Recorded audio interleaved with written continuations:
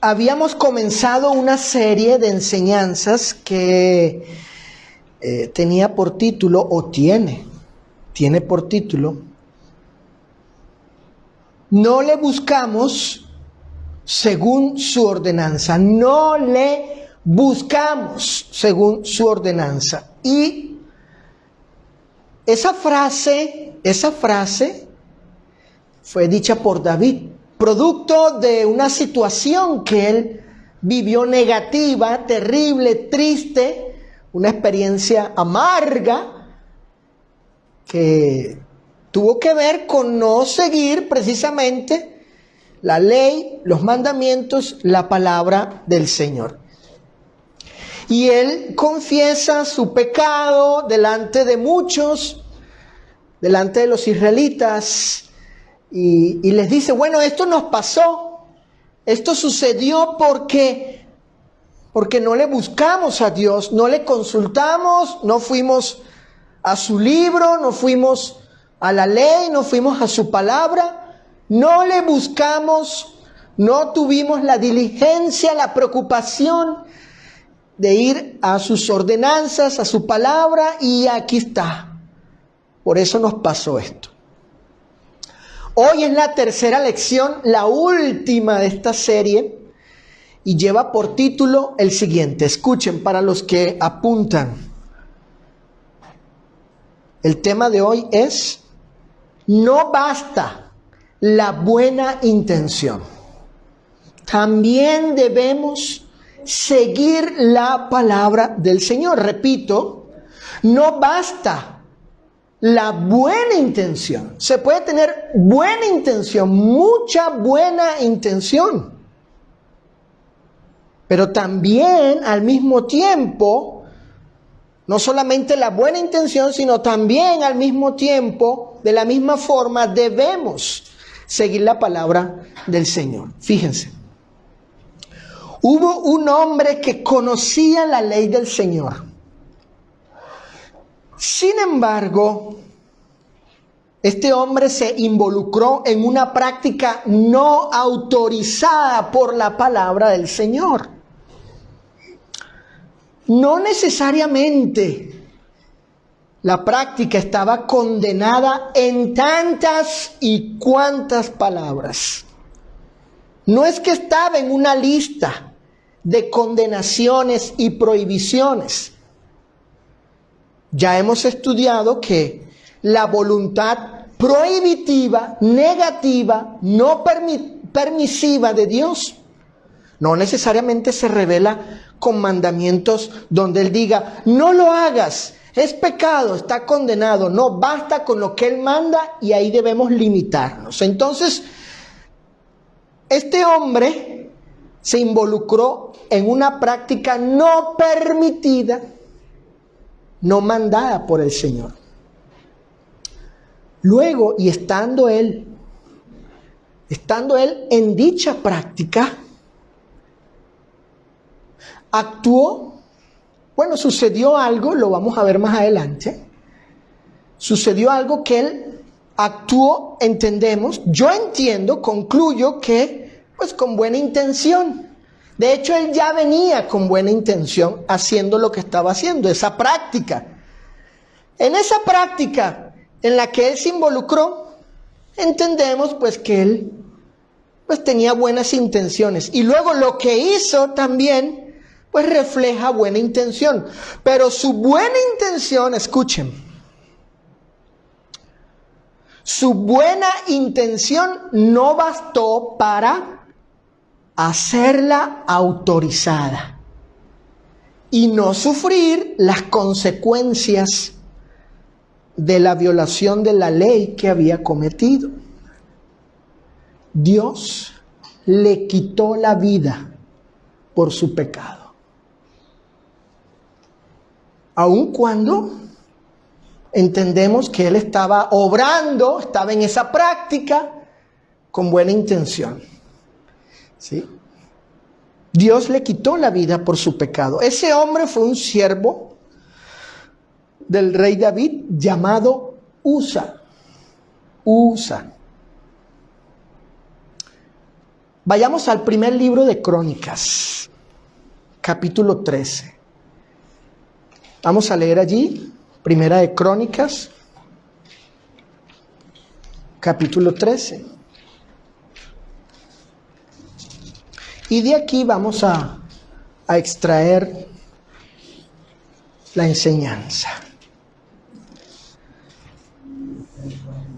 Primera de Crónicas, capítulo 13, versículos del 5 al 14. Apunten allí, abran sus Biblias y síganme en la lectura del libro sagrado del Señor.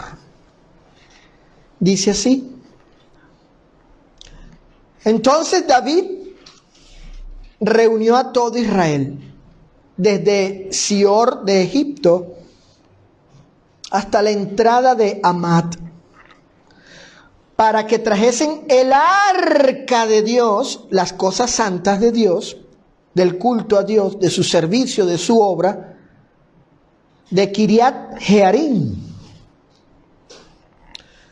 Y subió David con todo Israel a Baalá de Kiriat Jearim, que está en Judá, para pasar de allí el arca de Jehová, Dios, que mora entre los querubines, sobre la cual su nombre es invocado. Y llevaron el arca, noten, subrayen, atentos, fíjate Sofía, hija. Y llevaron el arca de Dios de la casa de Abinadab en un carro ¿qué? Nuevo, un carro nuevo. Y Usa y Ahío guiaban el carro. Fíjense. Y David y todo Israel se regocijaban delante de Dios con todas sus fuerzas, con cánticos, arpas, salterios, tamboriles, címbalos y trompetas. Pero cuando llegaron a la era de Kidón, Usa extendió su mano al arca para sostenerla y parece que se iba a caer, ¿no? Iba en el carro. Dice ahí que los bueyes, aquí viene la explicación, los bueyes tropezaban, pues tal vez se iba a caer. Y Usa mete la mano, verso 10, y el furor de Jehová, la ira del Señor, se encendió contra Usa y lo hirió, porque había extendido su mano al arca y murió allí delante de Dios. Y David tuvo pesar porque Jehová había quebrantado a Usa, por lo que llamó aquel lugar Pérez Usa hasta hoy.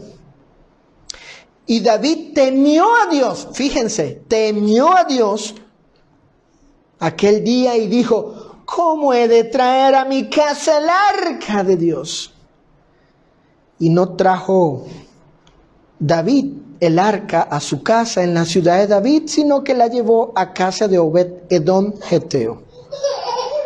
Y el arca de Dios estuvo con la familia de Obed-Edom en su casa 3 meses, y bendijo Jehová la casa de Obed-Edom y todo lo que tenía. En primer lugar, vamos a considerar lo siguiente. En primer lugar, la norma divina, la ley de Dios.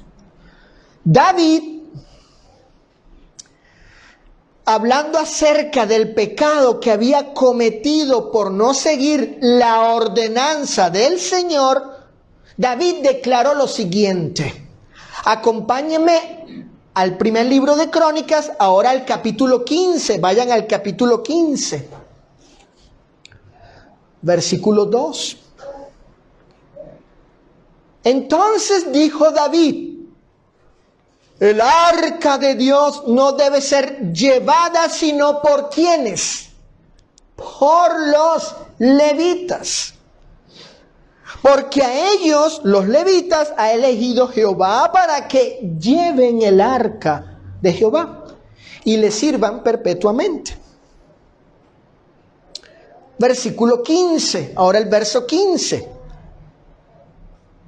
Y los hijos de los levitas trajeron el arca de Dios puesta sobre sus hombros en las barras, como lo había mandado Moisés, conforme a la palabra de Jehová.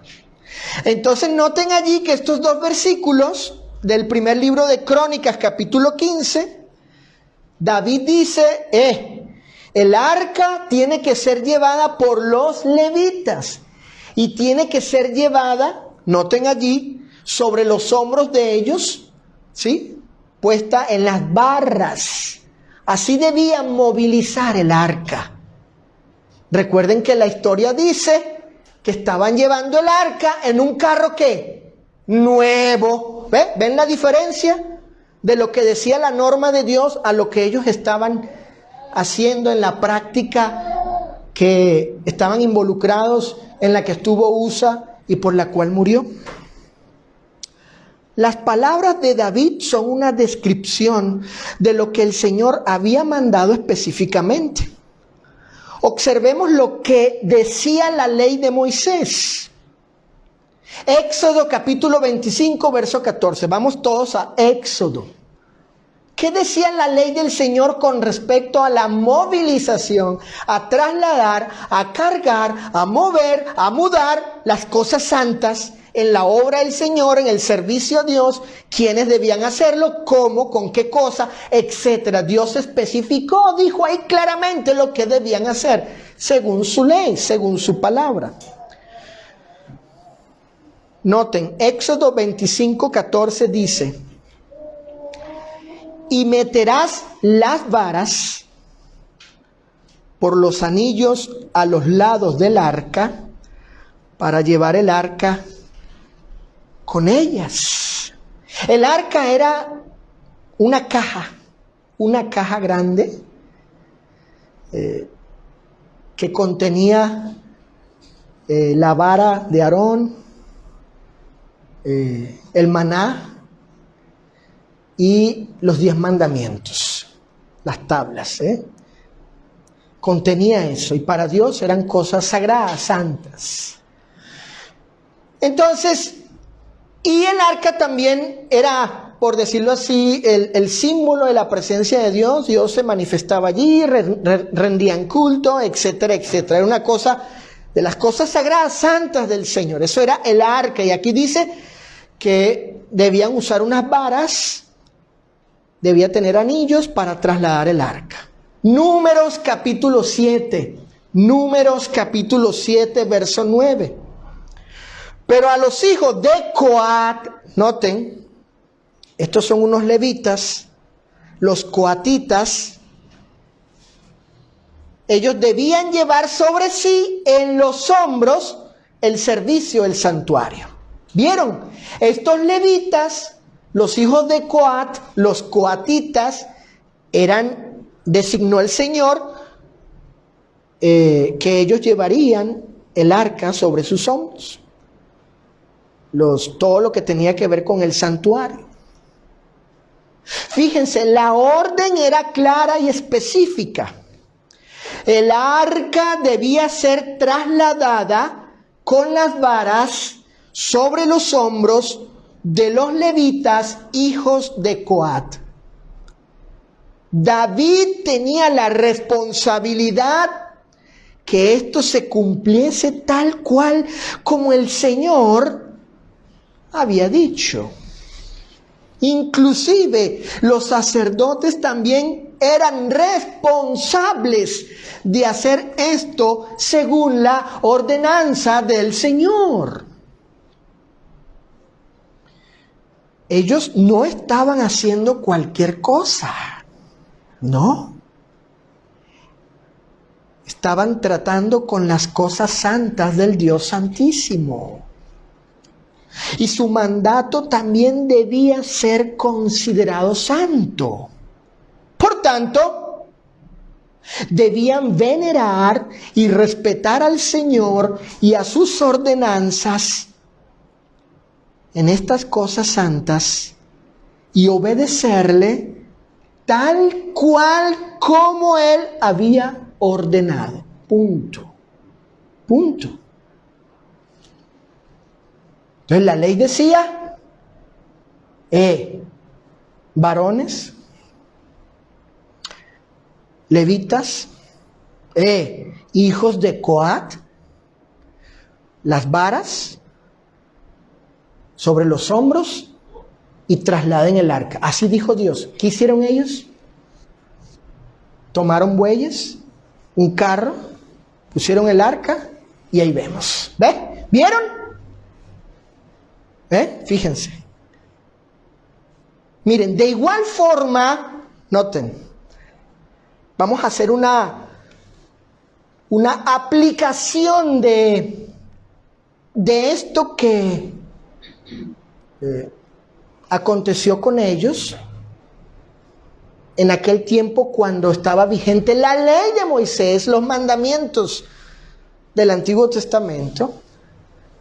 Dice Pablo que estas cosas que le sucedieron a los antiguos, como a David, a Usa, Moisés, Nadab y Abiú, etc., dice Pablo, han sido escritas, el Antiguo Testamento, para que nosotros los cristianos veamos esos actos y nos sirvan de un ejemplo de advertencia, de cuidado, ojo, para que no hagamos las mismas cosas. Eso es lo que dice Pablo en su primera carta a los Corintios, capítulo 10.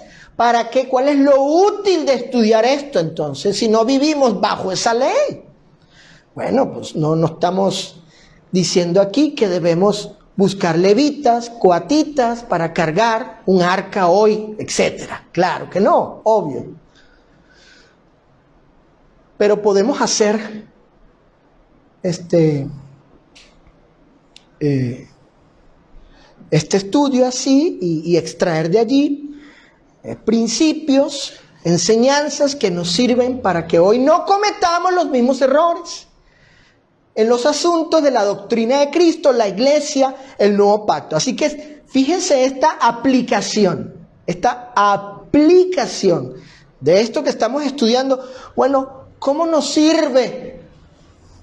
¿Cómo nos es útil hoy? Bueno, el Nuevo Testamento nos muestra que el Señor ha dado especificaciones de su voluntad. Por ejemplo, escuchen, fíjate, hijo, por ejemplo, y en cuanto a las más grandes divisiones que ha experimentado la iglesia del Señor en los tiempos recientes, es decir, con respecto al uso de instrumentos musicales en el culto, porque ha habido, esa práctica fue introducida hace ya unas décadas, en el siglo XIX, y hubo controversia y hoy hay división por ello. En segundo lugar, también ha habido controversia a mitad del siglo XX, por la creación de instituciones paraeclesiásticas que pretenden hacer usurpando a la iglesia en su obra. Miren, el Señor especificó en el Nuevo Testamento que la música de adoración debía ser cantada.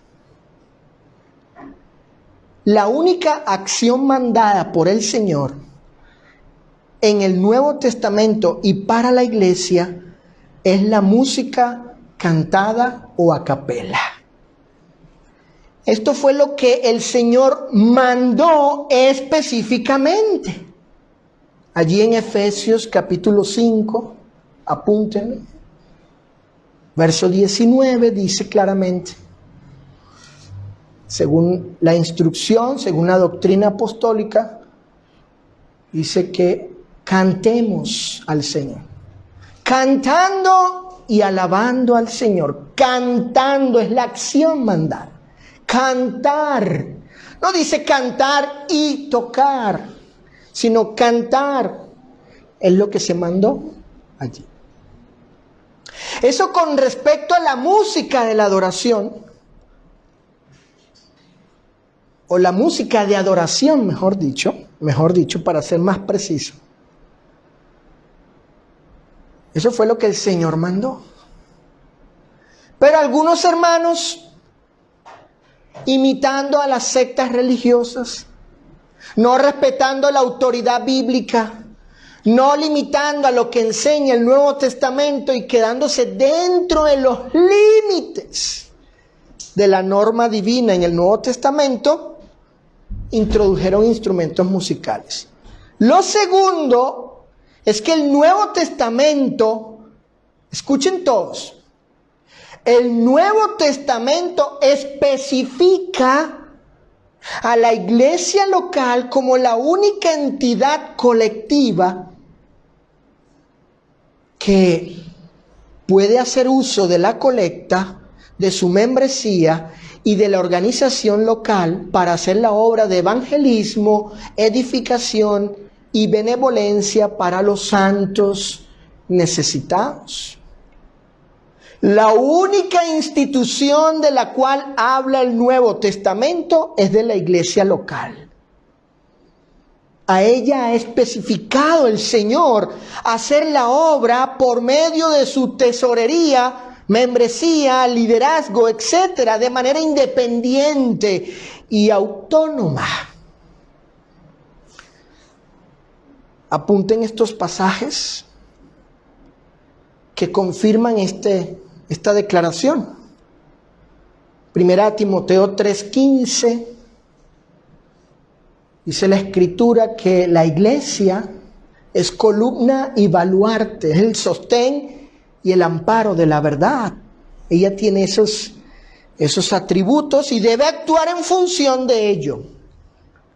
Filipenses 1:1 habla de la organización de la iglesia local, los obispos, los diáconos y los miembros. En Filipenses 4:15 el apóstol habla de la iglesia de Filipo tomando de su tesorería, de sus colectas para sostener a los evangelistas, hacer la obra de evangelismo, la iglesia local. En Efesios capítulo 4, versículos del 11 al 12, el apóstol Pablo habla de los ministerios que puso el Señor en la iglesia. Apóstoles y profetas, evangelistas, pastores y maestros para la edificación, para entrenar, para hacer que los santos se capaciten espiritualmente y hagan la obra del Señor, edificar a los santos, trabajando mancomunadamente ellos en la iglesia local. Y primero los Corintios capítulo 16, verso 1, se habla de Pablo dando la orden de que las iglesias el día domingo recojan colectas para hacer su obra de benevolencia a los santos, a los hermanos con quienes tenemos esa comunión en Cristo, necesitados, hermanos necesitados. Por tanto, y al igual que David, nosotros también hemos recibido ordenanzas específicas que debemos guardar con celo y reverencia al Señor,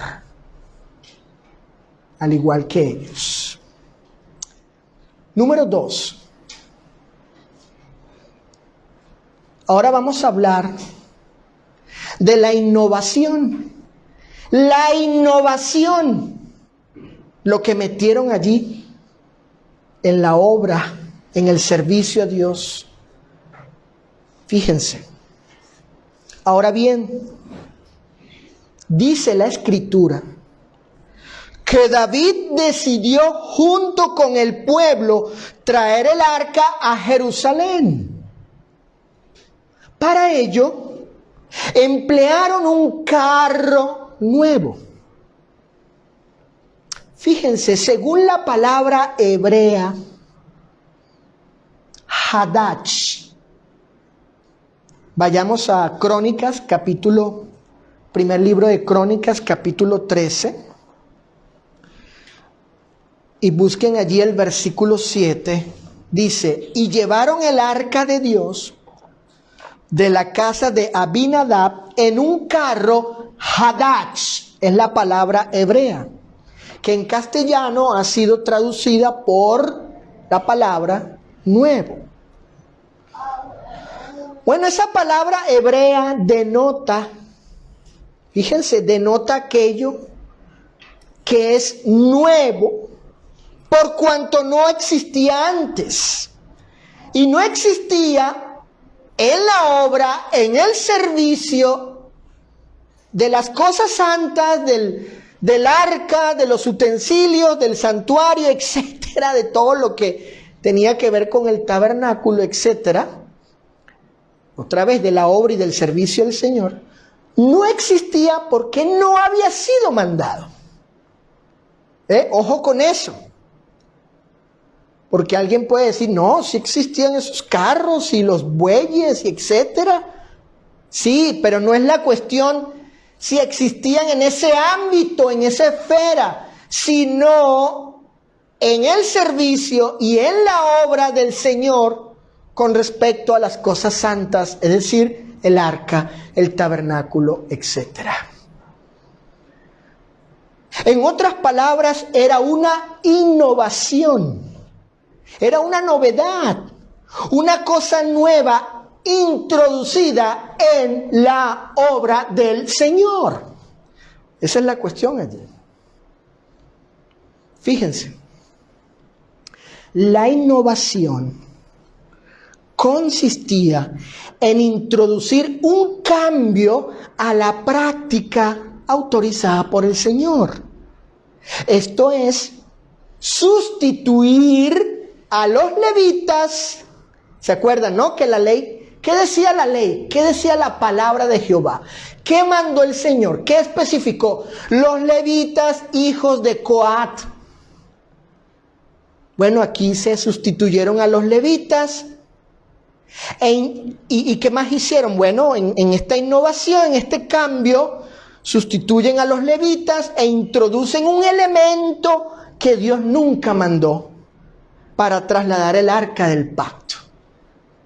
Quitan a los levitas, quitan las barras, quitan sus hombros, ¿sí? Ya no hacen uso de las barras, de ellos, de los aros, ¿sí? Sustituyen todo eso, lo que Dios mandó, y lo reemplazan. No se limitaron a lo que Dios mandó. Dios no les dio una lista de lo que no debían hacer, ya lo hemos estudiado, no necesitaba hacerlo. Él les dijo, hagan esto, punto, y limítense, quédense allí, no se salgan ni a derecha, ni a izquierda, ni a diestra, ni a siniestra. Pero no, sustituyeron esto por bueyes y un carro para trasladar el arca.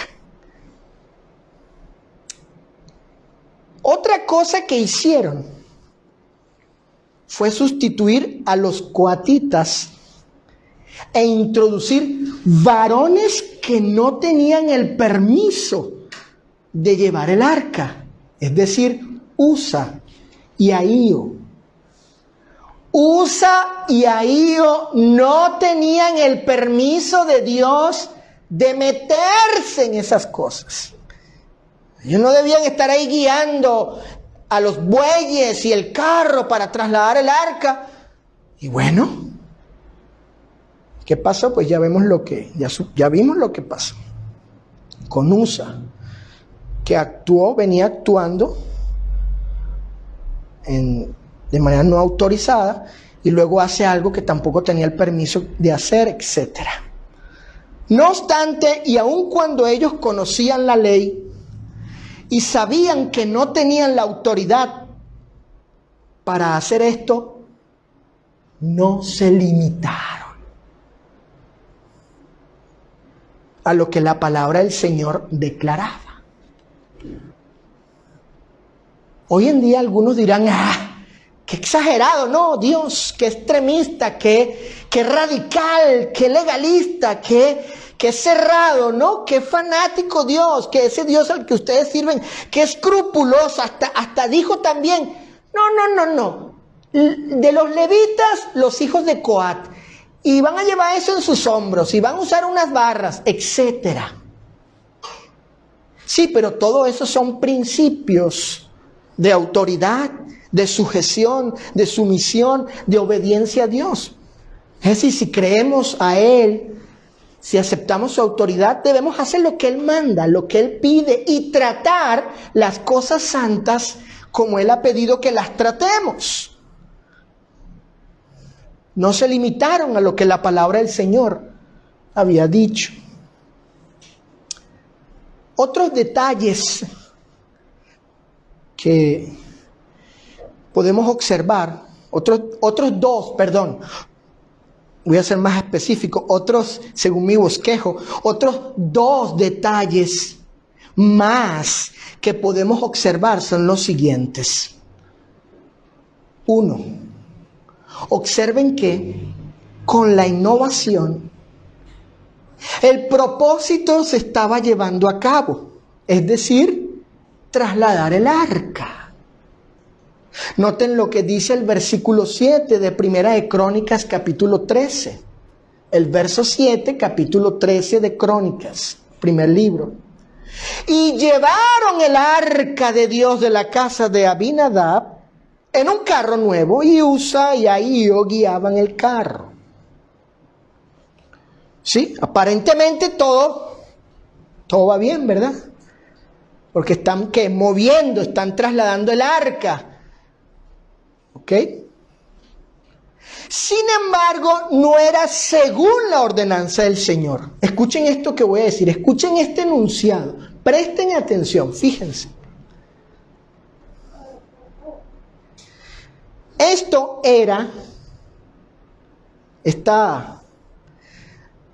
de estar moviendo el arca, porque ciertamente la estaban moviendo, la estaban llevando. Esto era ante los ojos de los hombres, ante los ojos de ellos, porque ellos están viendo que los bueyes están llevando el arca de la casa de Abinadab, salen, montan el arca, y pues sí están viendo, se está moviendo, claro, mira, qué bien, está funcionando la cosa. Órale, no. Ellos ante sus ojos, sí, ellos están viendo que, pues aparentemente se está cumpliendo la voluntad de Dios, los deseos del rey David, pero eran ante sus ojos, no eran ante los ojos de Dios. Era un desacato ante los ojos de Dios, era un desacato, una rebelión a sus mandamientos, porque no fue lo que Dios mandó. Fíjense eso, ojo, vamos a echarle coco, oído el tambor, dicen en mi país, ante sus ojos, ante los ojos de los hombres, ellos están viendo que el proyecto está funcionando, ¿verdad? La innovación está funcionando, claro que sí, ahí vamos, mira, ahí va el arca. Pero no nos interesa lo que los ojos de los hombres vean. Lo que nos debe interesar es lo que los ojos de Dios ven. Y según lo que la evidencia aquí en la Biblia, según este relato, estos hechos, ante los ojos de Dios era una rebelión a su palabra. En segundo lugar, observen que esta innovación tuvo la aprobación de todo el pueblo.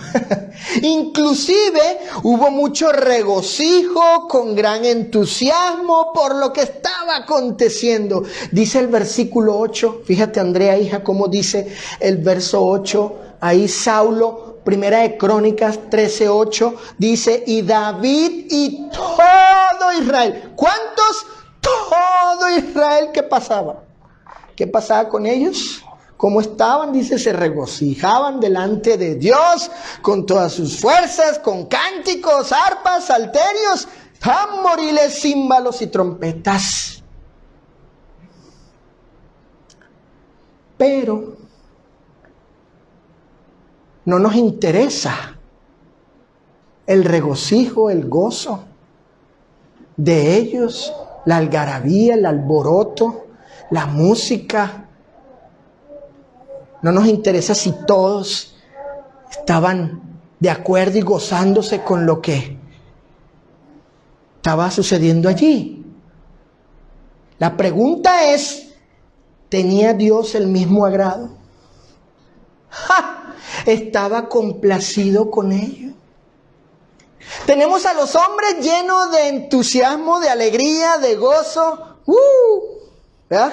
Estaban todos, brinca y brinca, salta y salta, grita y grita, y música y salterio. Bueno, pues tenían, dice en mi país, pues un bochinche allí, por lo que estaba sucediendo. Mira, ahí va el arca, vamos. Pero en el cielo, el Dios eterno, la autoridad, el dador de la ley, también estaba así, con los ángeles también aplaudiendo, gozándose, lleno de gozo. Por lo que vemos, no, en lo absoluto. Ahora bien, ¿qué sucedió por lo cual David hizo lamentación?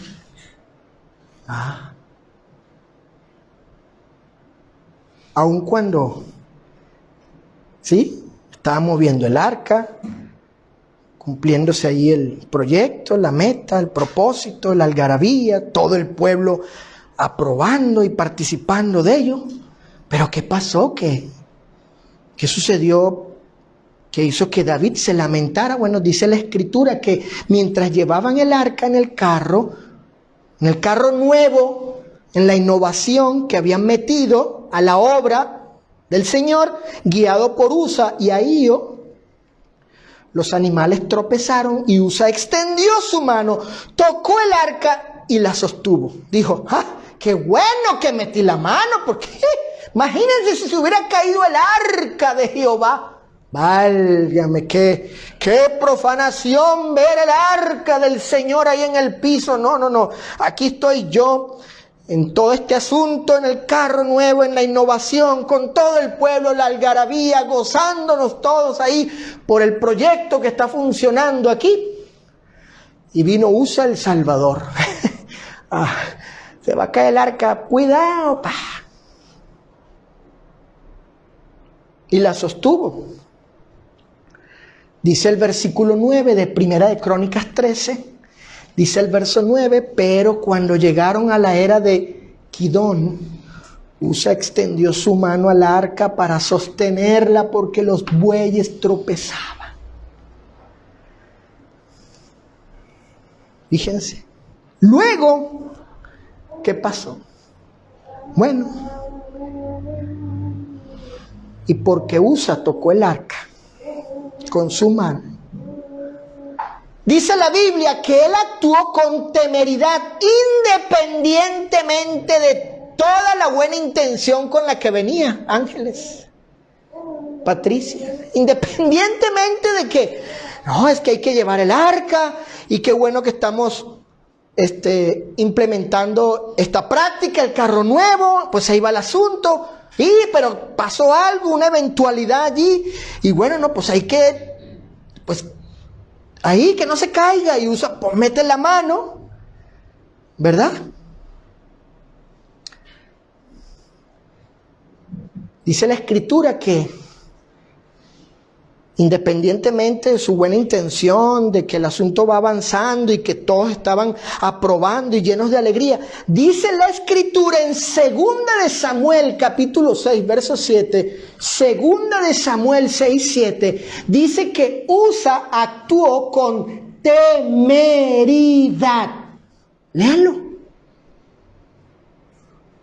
Así calificó Dios, calificó el Espíritu Santo la osadía, el atrevimiento de Usa, independientemente de sus buenas intenciones. Dios calificó el actuar de Usa, hijo, como una temeridad.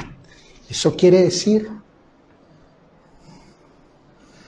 que actuó irrespetuosamente, con un alto riesgo de daño. Esa es la idea, temeridad. Le valió, sabiendo él lo que no debía hacer. Sabiendo él, porque la ley decía que nadie podía tocar el arca.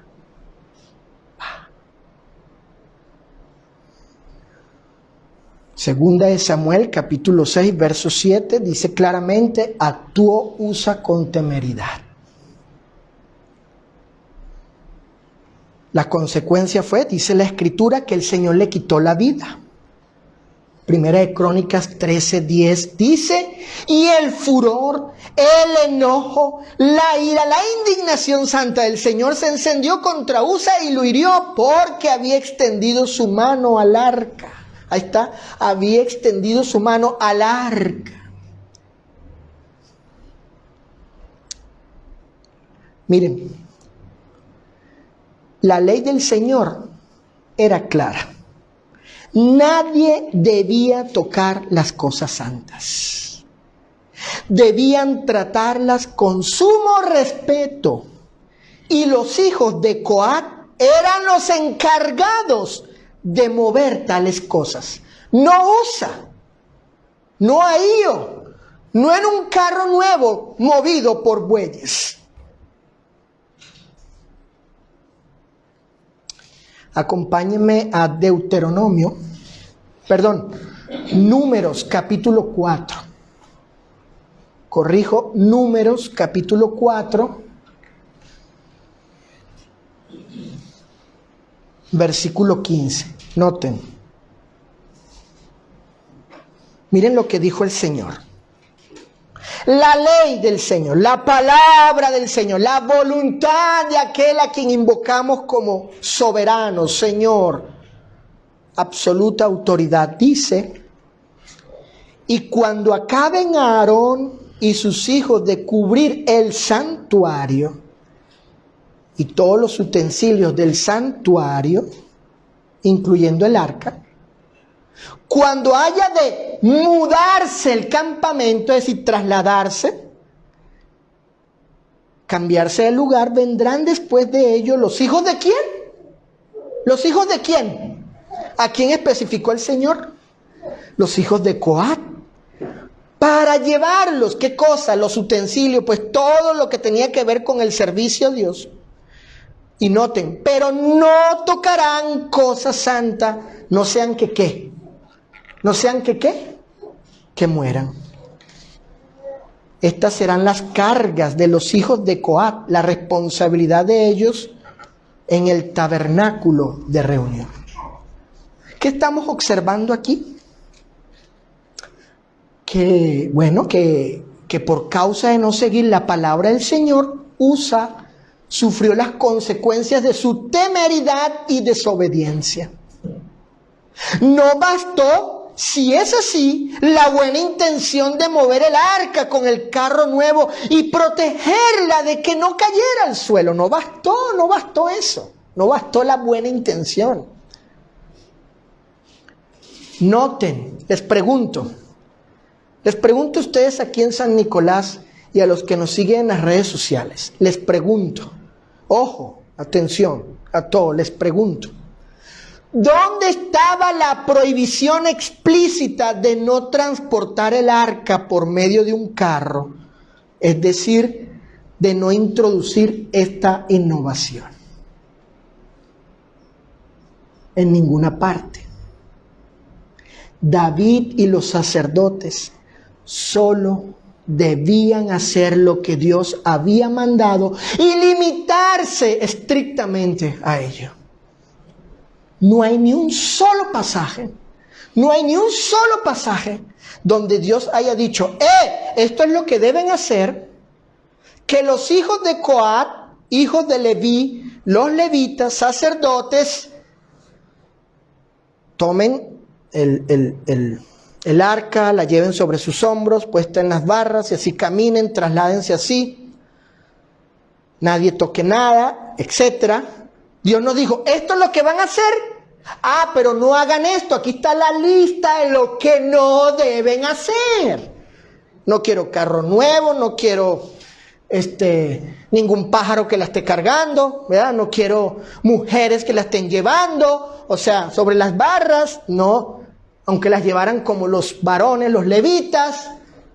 No quiero nada, en barcos, o sea, nada. O sea, no hay una lista donde Dios haya dicho, no quiero esto, esto es pecado, esto está mal, esto es condenado. No, ¿por qué? Porque ¿qué hemos estudiado aquí? ¿Tenía Dios que darle una lista de lo que no quería? ¿O bastaba y Él esperaba que sus siervos, sus hijos, su pueblo se sometiera a lo que Él había mandado específicamente y se limitara a ello? Nada más eso. Nada más. En ninguna parte encontramos un pasaje que prohibiera esa innovación. No existía. Otra cosa que observamos aquí y que es de mucha reflexión, escuchen, es lo siguiente. Fíjate, hija, de lo que te dije, que estábamos platicando el otro día en la casa. Escucha. Con la innovación se estaba cumpliendo el propósito. Número 1. No era lo que quería el Señor, lo que quería el rey David, que se trasladase el arca de un lugar a otro. Bueno, la innovación estaba permitiendo tal cosa. La meta estaba siendo cumplida ante los ojos de los hombres. Sin embargo, escuchen, subraya y escríbelo, Patricia, el fin no justifica los medios, hija.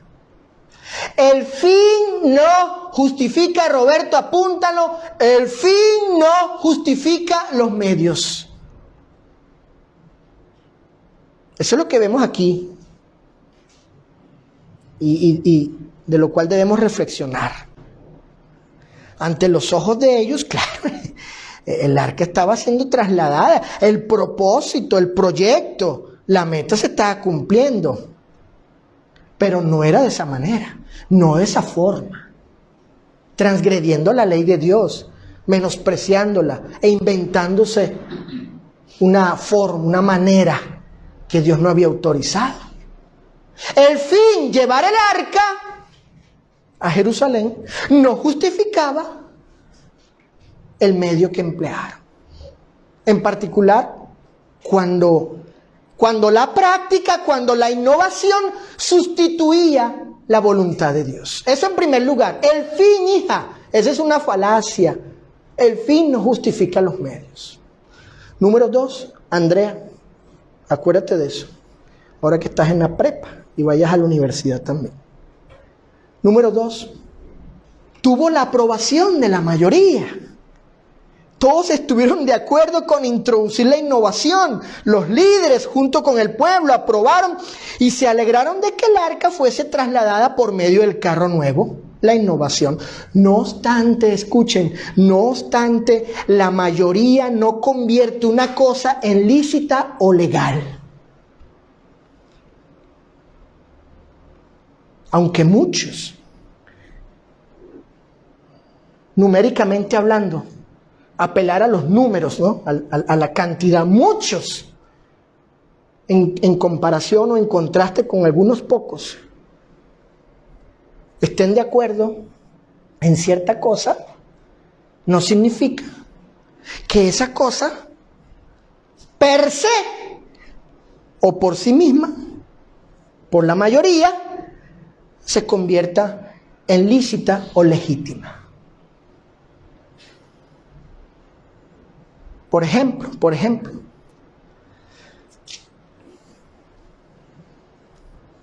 la gran mayoría de los evangélicos, de las iglesias bautistas, pentecostales, etc., creen que para recibir el perdón de pecados, creen que para que la persona llegue a ser realmente salva, Basta con que crea y haga una oración. Y la gran mayoría de los religiosos están de acuerdo en que así debe de ser, así, o sea, que eso es correcto, pues, es la forma, es la manera, es el medio correcto. ¿Sí? O medio permitido, sí se puede. Pero ¿qué dice la Escritura? La Escritura dice otra cosa. Que el pecador debe, además de creer, arrepentirse y bautizarse en agua para el perdón de pecados. Pero la gran mayoría de los religiosos dicen, no. El hecho de que la gran mayoría esté de acuerdo significa que la práctica de orar el pecador para recibir el perdón de pecados la convierten en lícita, aprobada por Dios. No. ¿Qué hablar del aborto, del matrimonio entre homosexuales y otras cosas? Por ejemplo.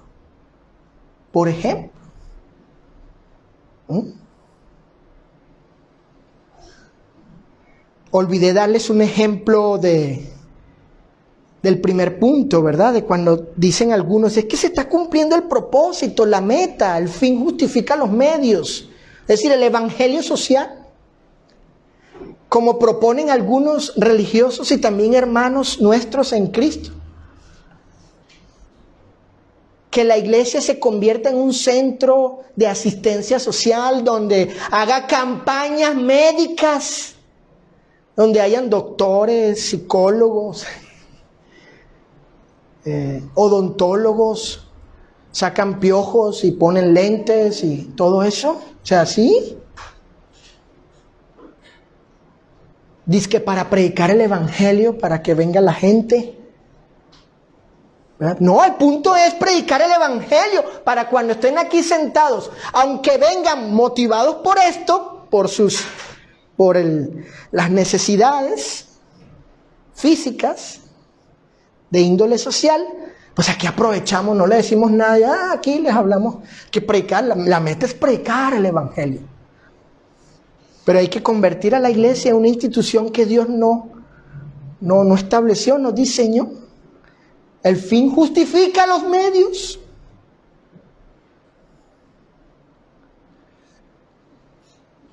Fíjense. O es que yo quiero ir a vivir a los Estados Unidos. No, pues está bien, es un deseo legítimo, ¿verdad? Todos tenemos ciertas aspiraciones, pero ¿qué piensas hacer? No, voy a esperar la caravana que viene de Centroamérica para juntarme con ella y si podemos pasarnos ilegalmente, bueno, pues no hay de otra. El fin justifica.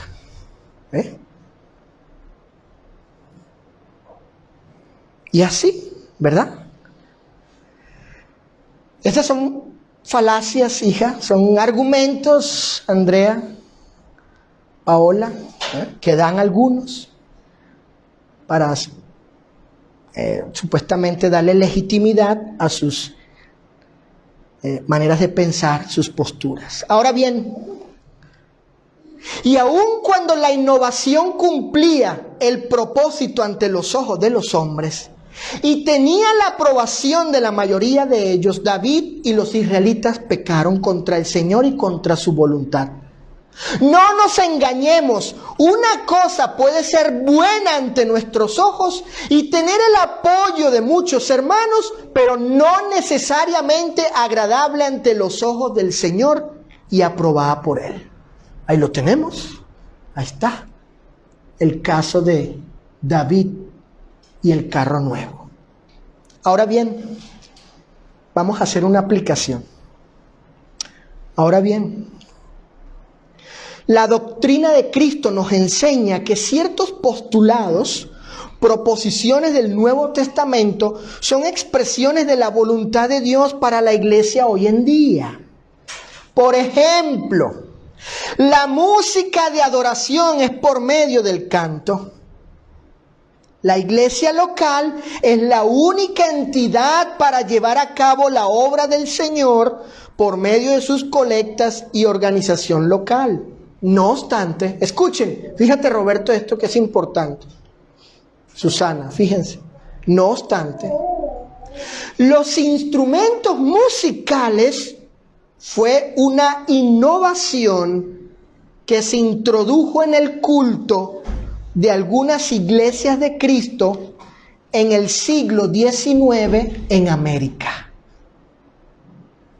Se sabe que la primera congregación conocida que introdujo tal práctica fue la Iglesia de Cristo en Midway, Kentucky, en Estados Unidos.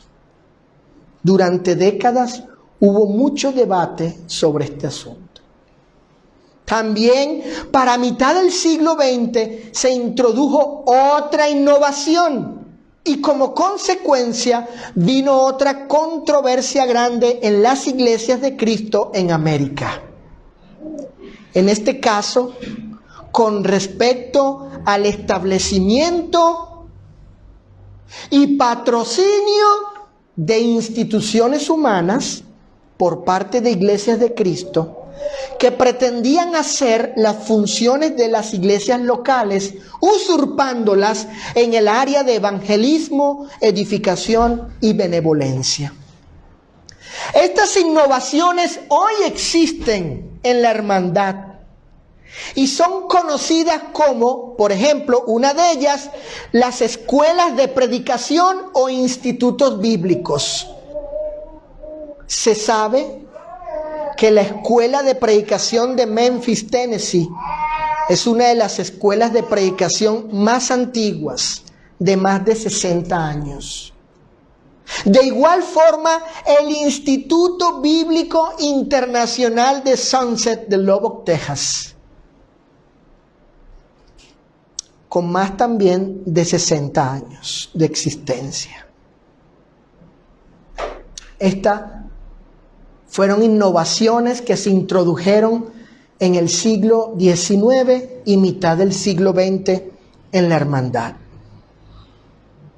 Ahora bien, fíjense, ¿y cuál ha sido alguno de los argumentos que han presentado los promotores de estas innovaciones? De los instrumentos musicales en el culto, de las escuelas de predicación, de los institutos bíblicos. ¿Cuál ha sido el argumento de ellos? Bueno, al igual que el caso de David y el carro nuevo, la innovación, los liberales y progresistas dicen: mira, estas prácticas, estas cosas cumplen los propósitos. Los instrumentos ayudan a ofrecerle una mejor alabanza a Dios, dicen ellos. Las escuelas de predicación y los institutos bíblicos hacen predicadores, maestros y cristianos capacitados para la misión de predicar el evangelio. No podemos estar errados si el propósito se está cumpliendo. Es más, la mayoría de las iglesias de Cristo están de acuerdo y apoyan estas prácticas. No podemos estar muchos errados. Así razonan ellos. Ese es son argumentos que han presentado ellos.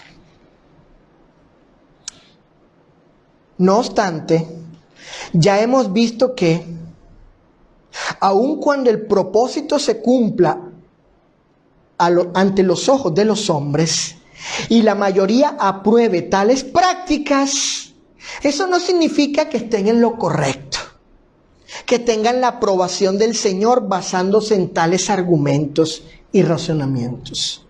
David y Usa no tuvieron la aprobación del Señor, sino su reprensión, recibiendo la justa retribución por quebrantar la ley del Señor. Los liberales y los progresistas en la hermandad necesitan libro, capítulo y versículo, la autoridad del Señor para fundamentar sus prácticas, no tales falacias.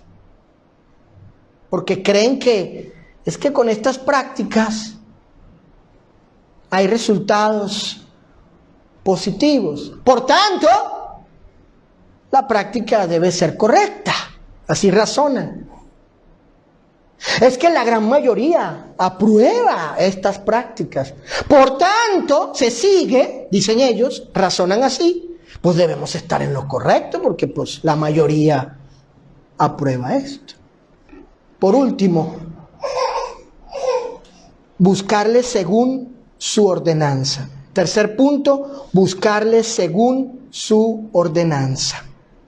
Miren, después de que David fue testigo del cumplimiento de las advertencias del Señor con respecto a no seguir su palabra, tal cual Él la ha declarado, haciendo específicamente lo que Él ha autorizado, observando David el juicio y castigo del Señor, bueno, David reflexiona y dice lo siguiente.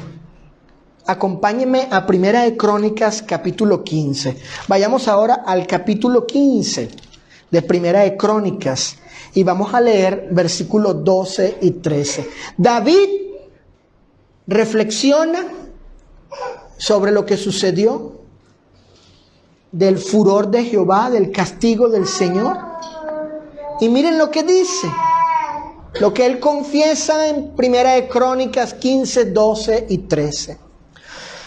Vosotros que sois los principales padres de las familias de los levitas, santificaos, vosotros y vuestros hermanos, y pasad el arca de Jehová Dios de Israel al lugar que le he preparado. Pues por no haberlo hecho así ustedes la primera vez, ¿verdad que sí? No lo hicieron así. Jehová nuestro Dios nos quebrantó por cuanto ¿qué? ¿Qué dice? Por cuanto ¿qué cosa? No le buscamos según su ordenanza. Miren, escuchen. Tengo aquí 4 versiones de las Escrituras del Antiguo Testamento del versículo 13.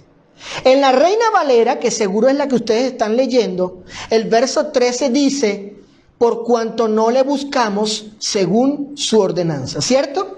Ok. La versión Reina Valera actualizada vierte la frase así. Pues no le consultamos a Jehová de acuerdo con lo establecido.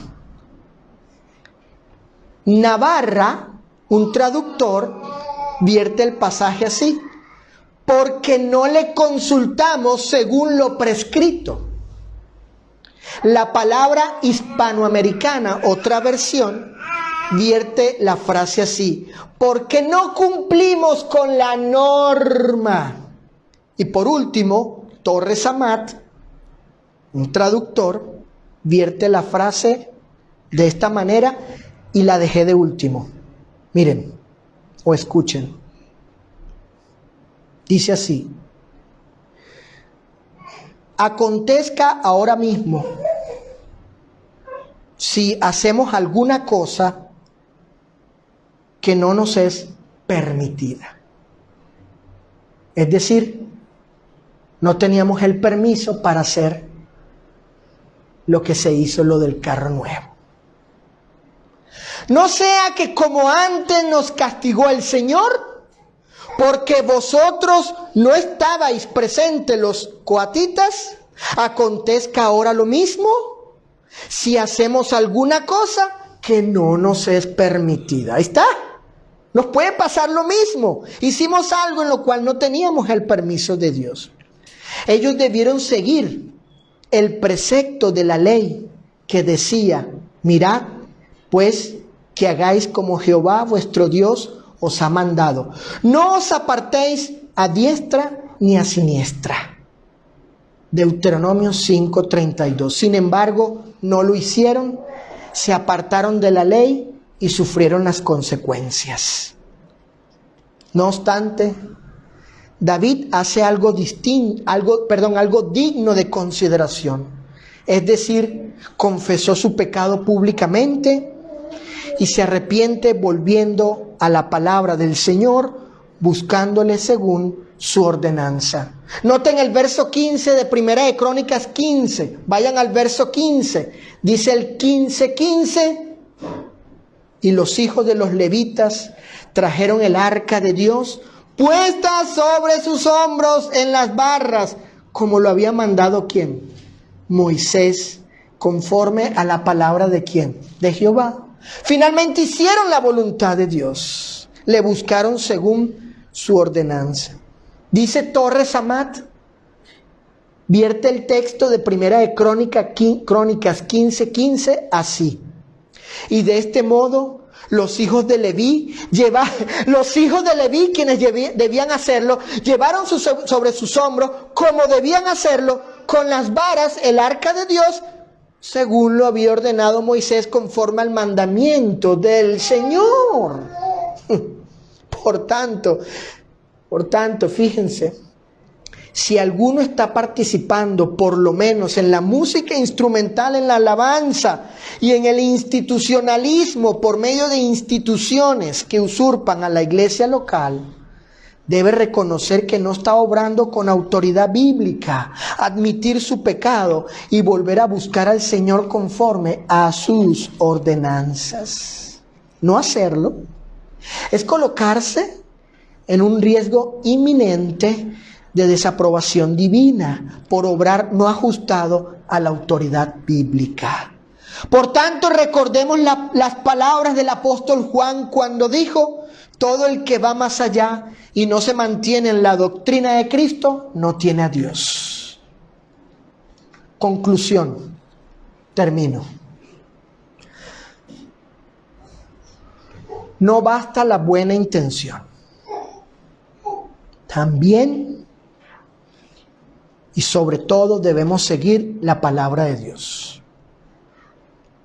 Un cristiano puede tener la mejor intención llevando a cabo cierta práctica en un ámbito religioso.